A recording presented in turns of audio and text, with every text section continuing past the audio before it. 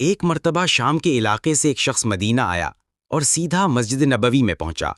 उसने हज़रत उमर बिन ख़त्ताब रज़ी अल्लाह अन्हु से शिकायत की, ए अमीरुल मोमिनीन, आपके गवर्नर ने मुझ पर जुल्म किया है। हज़रत उमर ने फ़ौरन उससे पूछा, कौन सा गवर्नर? उसने कहा, आपका गवर्नर अम्र बिन अल आस, मिस्र के गवर्नर और उनका बेटा। हज़रत उमर ने उसकी बात सुनी और फ़ौरन हज़रत अम्र बिन अल आस और उनके बेटे को मदीना बुला भेजा।